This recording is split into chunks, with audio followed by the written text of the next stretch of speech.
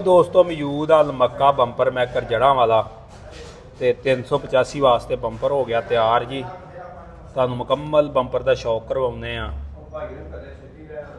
और कीमत तकरीबन यदि है जी 1,40,000 के राउंड पाउंड। बाकी मौके पर आन के जरा कमी पेशी हो सकती है। बाकी लाइटां शाइटां मुकम्मल चालू आ तो ये तकरीबन हाफ डेकोरेशन इनू आंदे जे। तुहानू बैक साइड तो मैं चेक करा देना।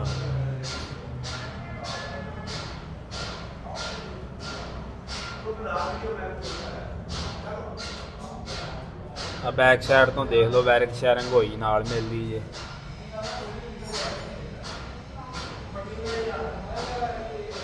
उस तो अगे आ जाता जी 640 का बंपर। आ 640 वास्ते बंपर तैयार होया जे, देख सकते हो तुसीं। बाकी मुकम्मल इन्फॉर्मेशन तफसीली वीडियो साडे चैनल ते मिल सकती। रंधावा व्लॉग 333 ते वीडियो देखो। वीडियो अच्छी लगे तो वीडियो लाइक भी करना, शेयर भी करना।